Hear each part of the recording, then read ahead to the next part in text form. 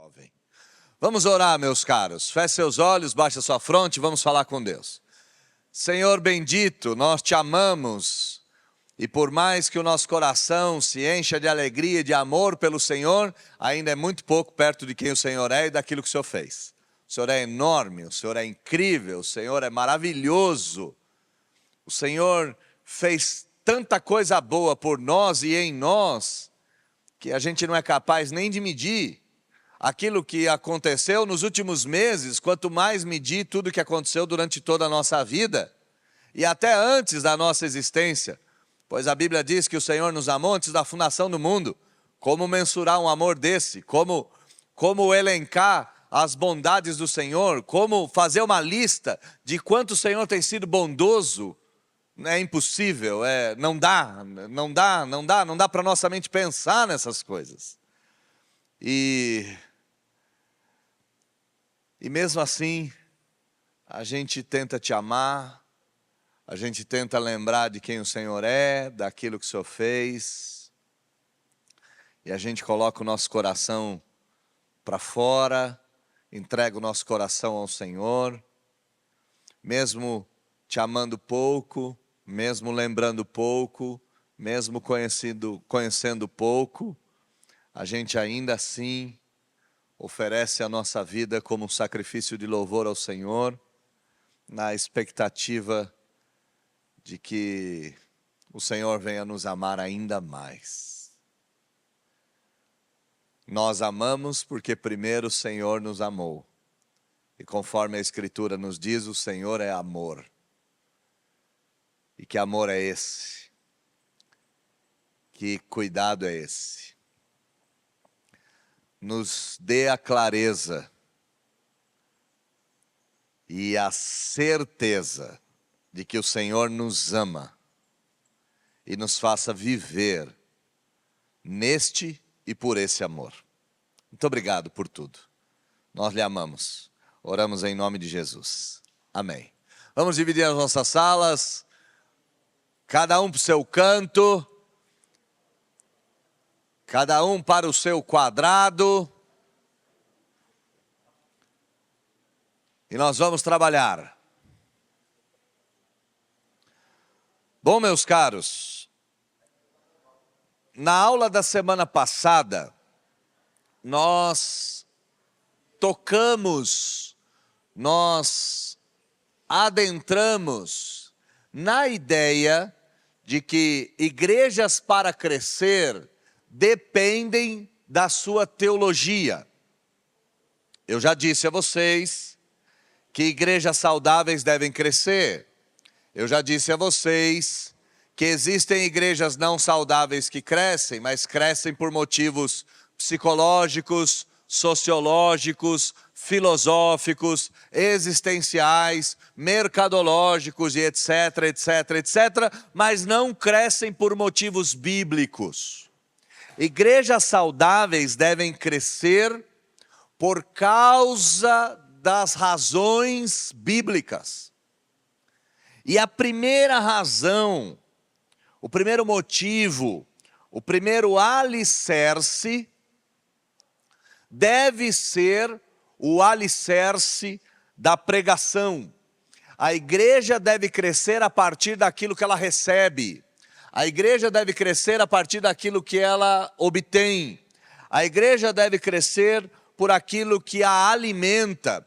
Então ela deve receber alimento saudável do púlpito, alimento saudável dos louvores, alimento saudável da liturgia, alimento saudável nas escolas, na escola dominical, alimento saudável nos departamentos e nos ministérios da igreja, alimento saudável nas interações entre os membros. E a metáfora para explicar isso e consolidar isso é que crianças crescem a partir do alimento que elas recebem. Crianças que recebem alimento saudável crescem de forma saudável. Crianças precisam de um ambiente saudável, elas crescem saudáveis com aquilo que elas recebem no ambiente. Crianças crescem e precisam crescer de forma saudável se elas tiverem um psicológico saudável. Então aquilo que elas vão recebendo vai formando a mente, vai formando o corpo, vai formando a relação que ela tem com os outros e com o ambiente, e isso vai fazendo com que ela se desenvolva. Na igreja é semelhante, é quase a mesma coisa. Aquilo que nós recebemos no ambiente ou na transmissão deve ser a mola propulsora para o nosso crescimento. Segundo ponto, que já foi elencado, e no início da minha aula eu elenquei esse ponto, toda igreja saudável precisa ter a clareza da sua teologia. Contudo, e aqui foi o ponto que nós nos debruçamos, nenhum aspecto da teologia deve suplantar a própria igreja. Aqui eu vou tentar explicar isso de maneira pormenorizada. Igrejas saudáveis devem ter clareza na sua teologia. Clareza.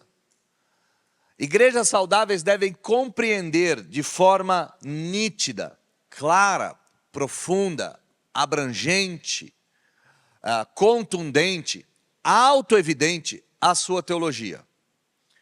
Igrejas devem se afirmar teologicamente isto ou aquilo. Então nós podemos começar a elencar. Igrejas podem ser arminianas, calvinistas, molinistas. Igrejas podem ser continuistas, não continuistas, ou cessacionistas, ou semicontinuistas. Igrejas podem ser episcopais, congregacionais ou presbiterianas. Igrejas podem ser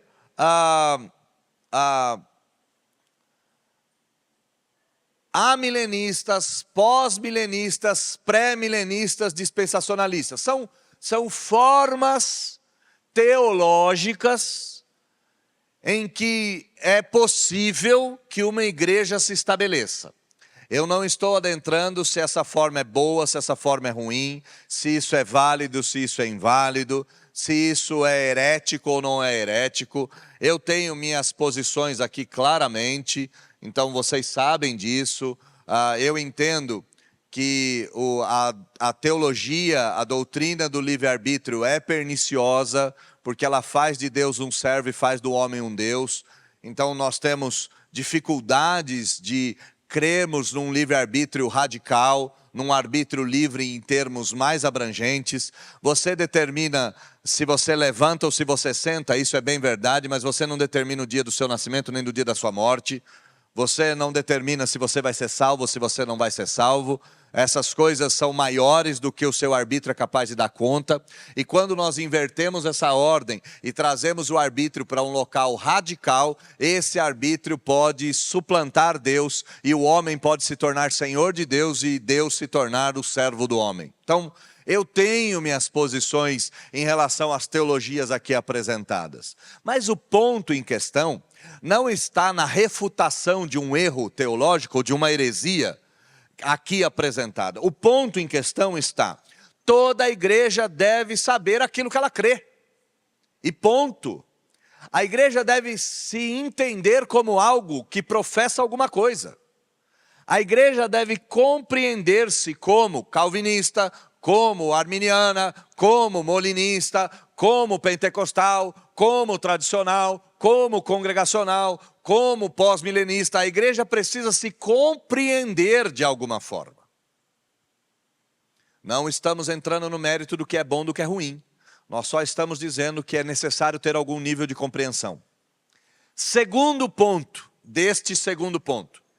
Esse nível de compreensão não pode se transformar na existência da igreja. A igreja não pode pegar um ponto da sua teologia e fazer desse ponto da teologia a única existência dela mesma. Então a igreja não pode circular ao redor do calvinismo. A igreja não pode circular ao redor do pentecostalismo. A igreja não pode circular em torno do seu sistema de governo. A igreja não pode orbitar e depender das suas teorias escatológicas. A igreja não pode existir por causa de uma vírgula. Ela não pode se escorar e se ancorar num ponto. E por que ela não pode se escorar e se ancorar num ponto? Porque igreja nenhuma dá conta do todo. E esse é o ponto. Por mais que nós sejamos ortodoxos, tá? A ideia de doxa, a palavra doxa significa glória, orto significa reto. Quando você vai no ortopedista, você vai no médico para colocar o seu osso no lugar reto. Né? Orto, reto. Doxa, glória. Uma igreja ortodoxa é uma igreja que tem a adoração, a teologia, a existência de forma reta, de forma organizada, de forma correta. Por mais que eu e você e nossa igreja seja ortodoxa, nunca em momento algum nós daremos conta do todo. Nós não conseguiremos fazer obra social como nós deveríamos fazer. Nós não conseguiremos cuidar das crianças como nós gostaríamos e deveríamos fazer. Nós não conseguiremos cuidar das famílias. Por quê? Porque é muito complexo isso. Imagina uma igreja perfeita. A pregação é perfeita, o louvor é perfeito, a teologia é perfeita, a escola dominical é perfeita, os departamentos são perfeitos. Essa igreja não existe. Essa igreja nunca existirá. Ontem eu tive um insight, né, daqueles insights que Deus nos traz na ordinariedade da vida. Nós fizemos uma programação, eu e Luana, o Vitor tinha uma outra programação com a Joy, e nós estávamos lá no parque da cidade em Jundiaí, de manhã, e de repente tinha uma tenda com uns 80, 100 idosos. Essa tenda estava escrito Projeto Caleb, e esses idosos estavam com uma camiseta polo, alguns, outros com camiseta normal vinho, escrito Projeto Caleb. E me chamou a atenção porque tinha um professor de educação física, entre uma das atividades, porque eu passei ao redor, né, eu não parei. E esse professor de educação física estava dando mobilidade, estava fazendo exercícios. Eles estavam fazendo gincanas e brincadeiras ali. Eu olhei aquilo e falei, meu, que legal isso, né, meu? Putz, que igreja bacana isso aí, né? Juntando a turma. Um evento sábado de manhã para a terceira idade, demais isso. Bom, quando nós saímos, nós vimos que é um projeto da Igreja Universal do Reino de Deus. Olha que coisa interessante. Olha que coisa interessante. Por mais que eu e você sejamos ortodoxos naquilo que a gente pensa, nós nunca daremos conta do todo na nossa prática. A nossa praxis é sempre deficitária. E como a nossa prática é deficitária, e a nossa teologia não dá conta do todo, e aqui eu quero só explicar um aspecto para você. Toda teologia é a tentativa humana de explicar a mente de Deus. Toda teologia é a tentativa humana, em categorias humanas, para explicar a respeito de Deus. Toda ela. Toda ela. A teologia não é uma coisa que veio do céu, tá? E Deus não fez teologia. E Deus não faz teologia. Deus não estuda teologia. Deus simplesmente é. Esse Deus que é se revela. O esforço humano para entender a revelação é teologia. Ok? Perfeito? Toda teologia é esforço humano. Você tem mesmo a ideia de que a sua teologia, a minha teologia, a nossa teologia vai dar conta de quem Deus é e do todo de Deus? Não. A nossa teologia nunca dará conta do todo. Nunca dará conta do todo. E é por isso que a gente não pode fazer da nossa teologia um cavalo de batalha. Por que que essa igreja cresce? Porque essa igreja é calvinista. Então só vem gente calvinista para essa igreja. Entenda como o crescimento de uma igreja ancorada num aspecto teológico, ele é um crescimento deficitário. Imagina que a nossa igreja fosse uma igreja de revelação. Eu dei esse exemplo domingo passado. Todos os domingos o pastor tem uma revelação diferente para entregar para os membros da igreja. Então, nesse domingo é o boy que vai receber uma promessa, viu, boy? Deus está ouvindo o clamor da madrugada, viu, meu irmão? Ele está escutando do alto e ele manda te dizer que tudo isso vai mudar. Amém, glória a Deus, boy? Muito bom, vai mudar. Lógico que vai mudar. Amanhã ele vai ficar mais velho do que ele era hoje, né? E isso é uma mudança já, né? Não tem como evitar essa mudança, né? Mas imagina a nossa igreja se alicerçar nisso. A nossa igreja se ancorar nisso.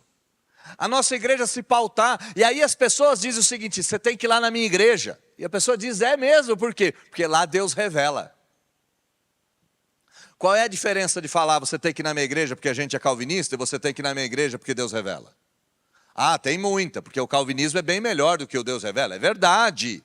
Mas aqui o exemplo não está olhando a qualidade das coisas, mas simplesmente a quantidade das coisas. A quantidade é igual.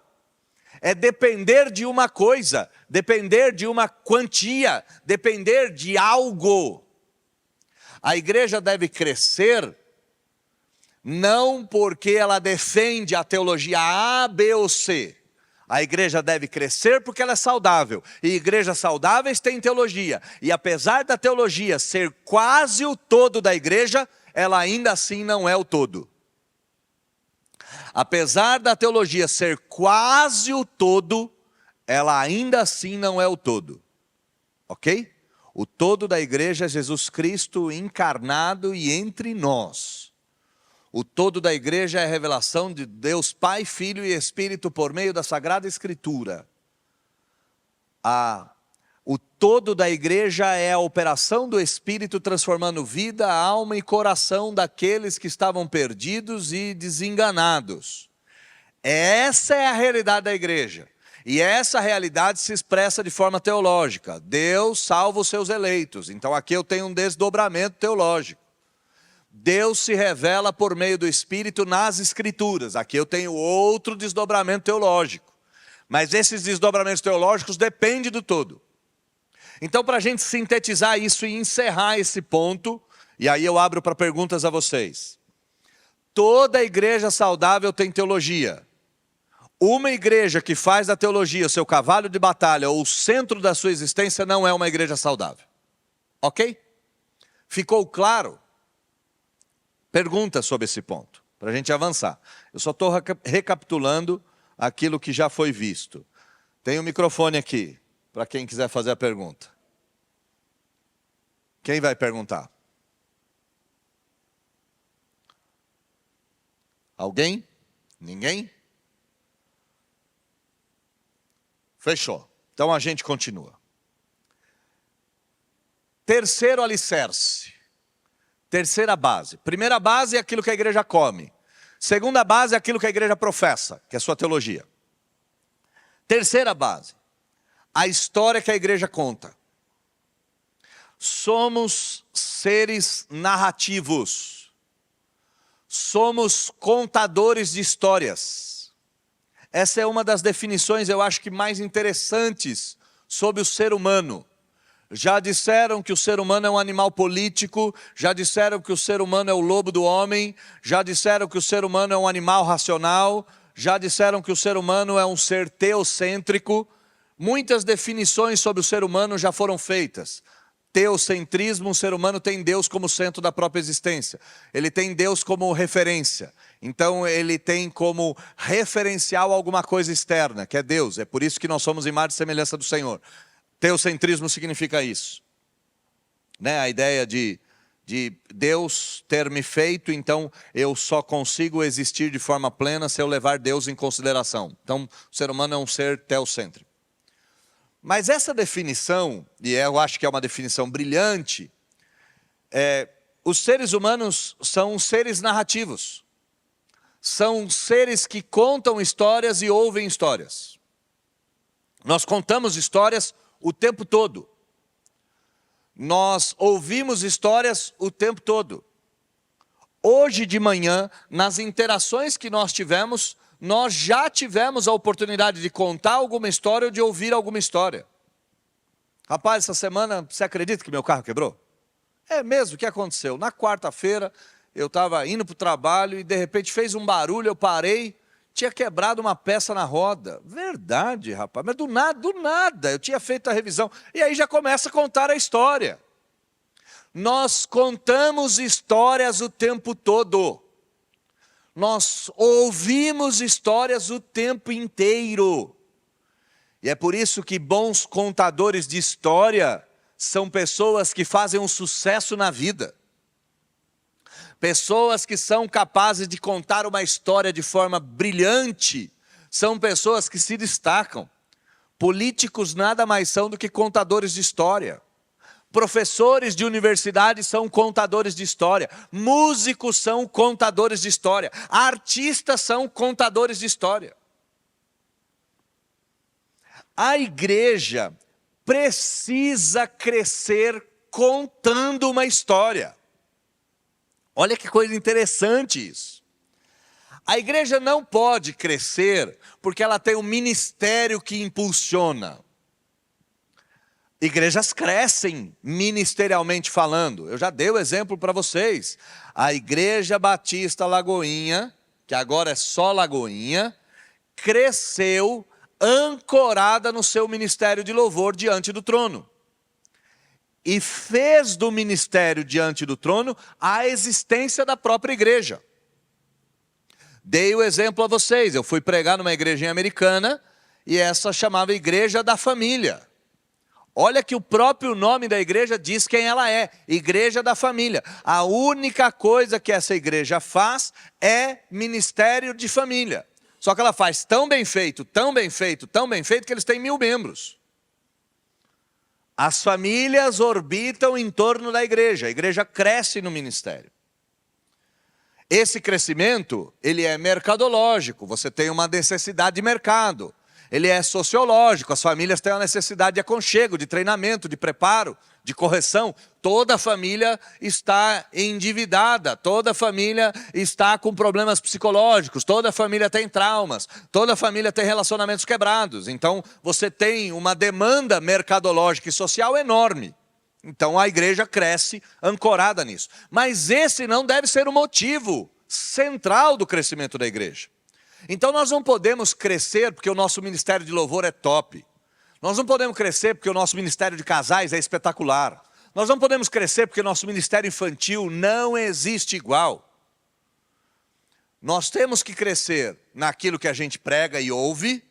Nós temos que crescer baseado naquilo que a gente professa teologicamente falando. E nós temos que crescer na história que a gente conta. E qual é a história que a gente conta? A gente não conta a história da nossa própria existência, a gente conta uma história antes da nossa existência. A gente conta a história do Evangelho. Deus, homem, Cristo, resposta. Criação, queda, redenção, consumação. A gente cresce na história que a gente conta, e essa não é uma história nossa. A igreja deve comemorar os seus aniversários, mas ela deve comemorar mais do que qualquer coisa o aniversário do seu fundador.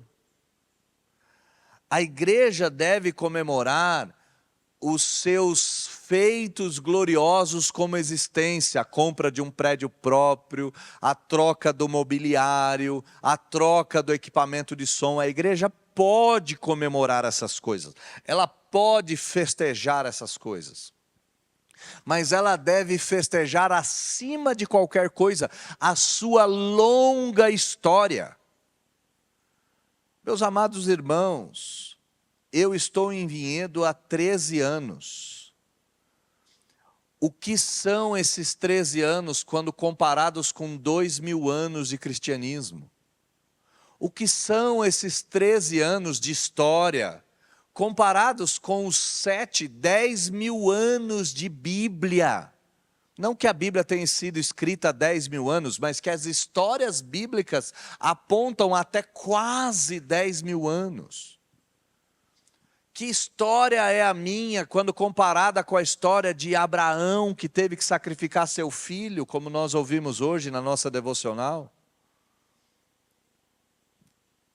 Preste atenção nisso. Nós devemos crescer porque nós temos uma baita de uma história. E uma história milenar.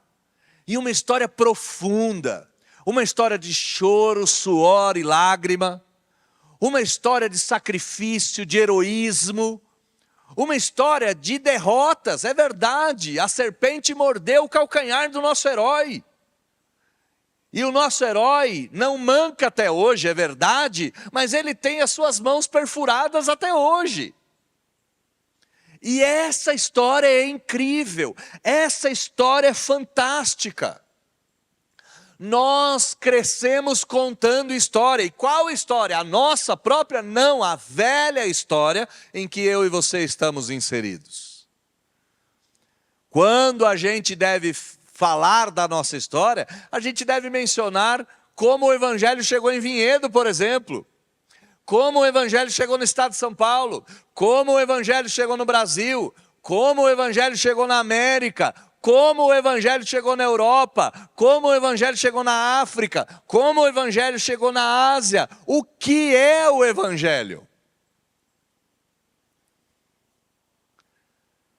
Se nós contarmos a história, as pessoas virão.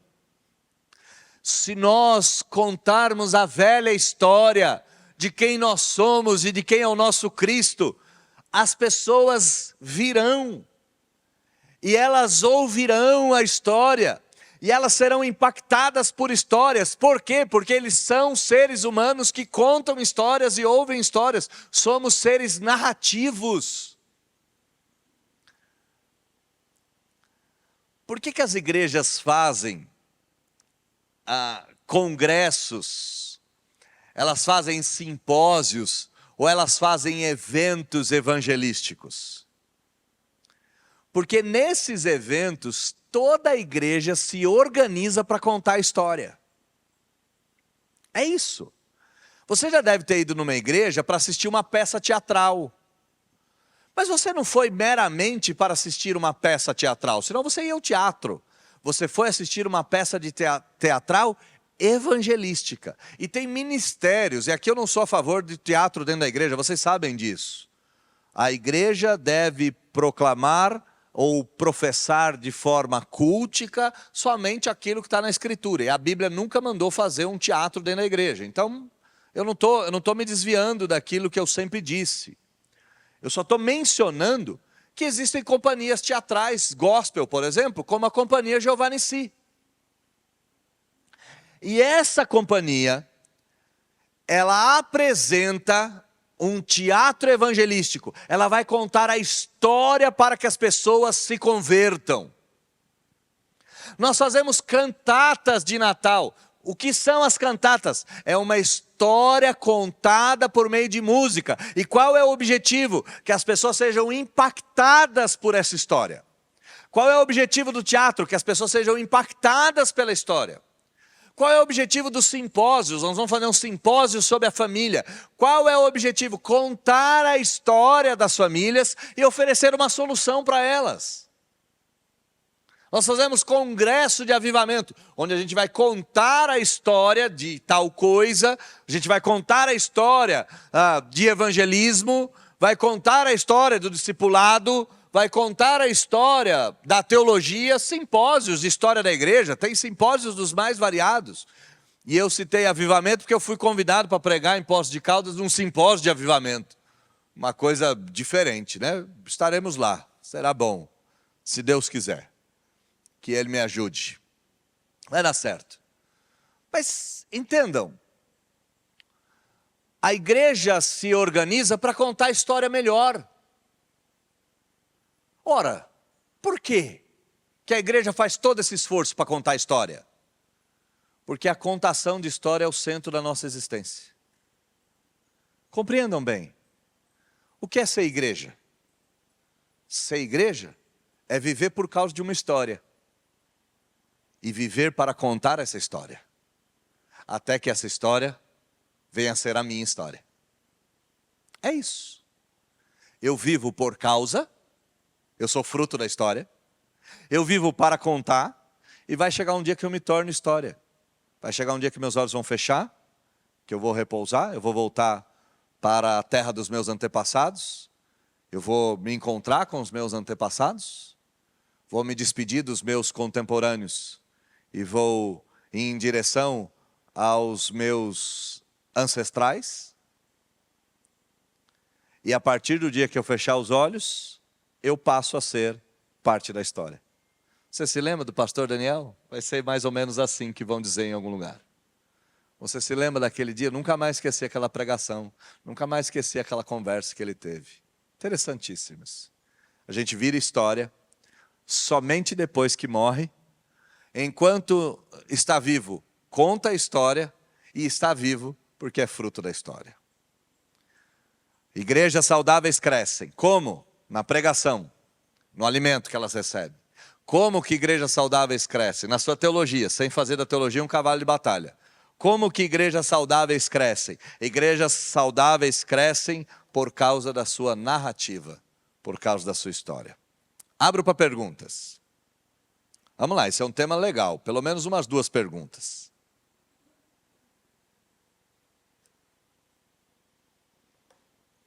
Eles não vão fazer, eu faço. Como contar boas histórias?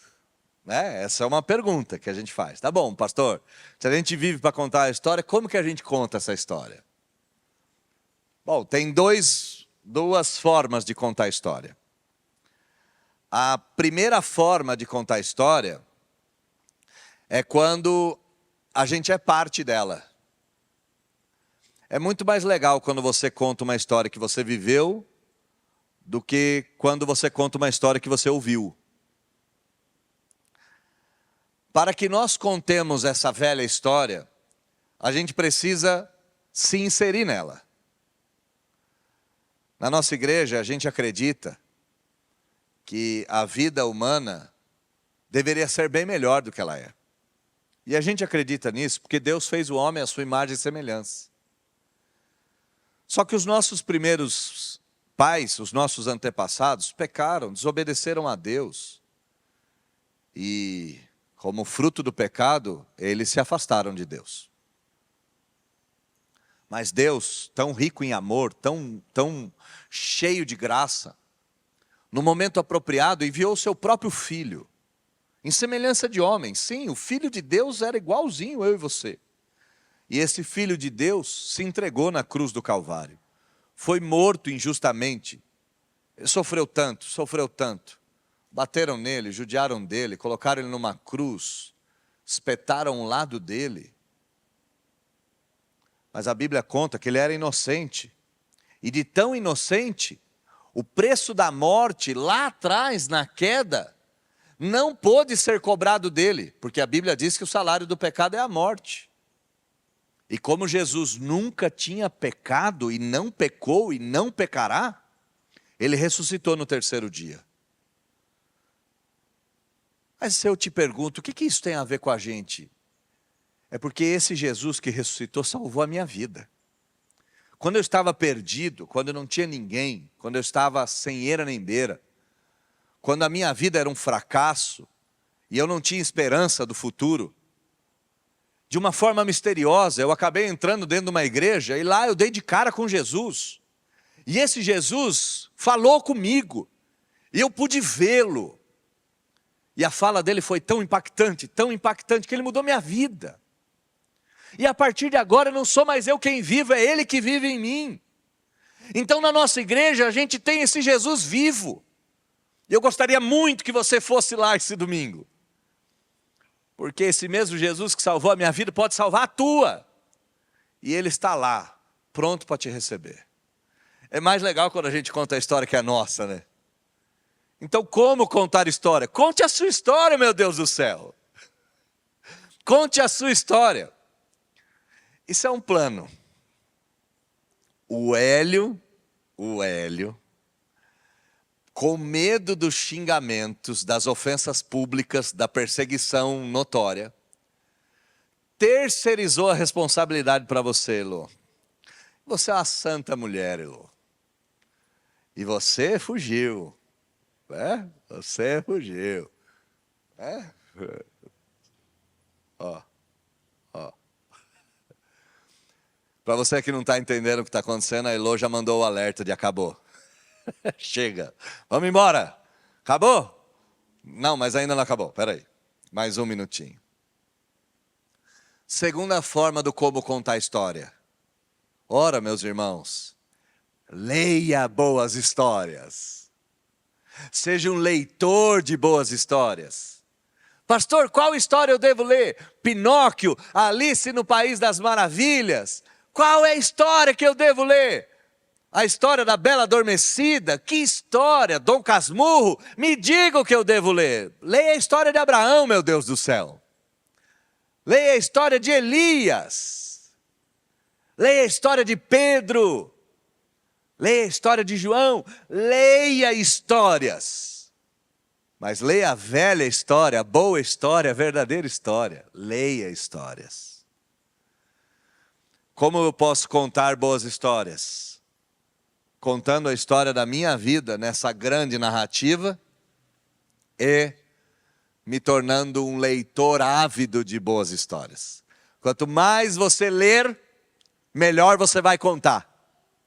Quanto mais você aprender, mais entusiasmadas suas histórias serão. E quanto mais profundo for a sua ferida com essa história, quanto mais profundo essa história te ferir, essa história te rasgar, mais espetacular será a sua contação de história. Igrejas saudáveis crescem por causa da história que elas contam. Perguntas. Eu fiz a primeira, agora abre a segunda, vai, alguém. Tiagão? Tem o Tiagão do seu lado atrás, ó. Olha. Ele ergueu o bracinho antes. Só uma observação, pastor, interessante que... Faça, meu caro. Abraão, até Adão e Eva, Abraão, e Isaac e Jacó, eles, assim, a quantidade de história que nós temos hoje é gigantesca em termos do que eles tinham lá. Mas nós temos uma história por vir, que é a volta de Cristo. Mas é interessante que naquela época eles... talvez a dimensão do que a gente tem hoje é que a gente tem essa noção, vai ser amanhã a volta de Cristo, assim como era também para eles. Mas eles estavam vivendo e o amanhã já era uma história profunda, né, de conquista. Né? Interessante esse nexo. Muito. Nós temos, você estava falando, eu me lembrei de uma das coisas mais incríveis que eu ouvi a respeito de uma composição de uma música. Gonzaguinha escreveu uma música linda sobre a vida. E a história do Gonzaguinha é interessante, porque ele começou a fazer uma pesquisa para escrever a canção. E essa pesquisa envolvia a pergunta, o que é a vida? O que é a vida? E as pessoas diziam, a vida é isso, a vida é aquilo. E aí ele pergunta para uma criança e fala, o que é a vida? E a criança responde, é bonita.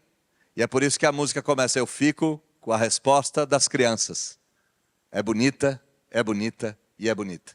É bonita essa história, né? É legal essa história. Quando a gente conta a história, a gente pode contar que a nossa história é feia hoje. Mas o final dela é muito bonito. O final dela tem um jardim, Tiago. O final dela não tem mais choro, cara. O final dela não tem mais sofrimento. O final dela não tem mais morte para tirar as nossas crianças de perto da gente. Não tem mais separação. Não tem mais fome, cara. Não tem mais criança pedindo dinheiro no semáforo. A nossa história futura é incrível. E a gente pode contar a história do passado, mas a gente pode fazer brilhar os olhos das pessoas, contando aquilo que está por vir. Chegará um dia que eu verei o meu Cristo face a face. Chegará um dia que eu amarei os meus amigos e os meus irmãos de maneira plena. Porque infelizmente, meu irmão, e eu gosto muito de você, eu não consigo te amar de forma plena. Porque o pecado me afeta e minha relação contigo tem hora que falha completamente. Mas chegará um dia que a gente vai se amar, cara. Chegará um dia que a gente vai ser junto, um só. Eu e você, e toda a sua família, e toda a minha família, e toda a nossa família. A gente tem uma história futura que é incrível. Então, não é só aquilo que viveram, mas é aquilo que a gente ainda está por vir. Muito legal isso. Chegou? Chega? Fim de papo? Mais ninguém? Então tá bom. Deus abençoe, vamos pro café, daqui a pouco a gente volta.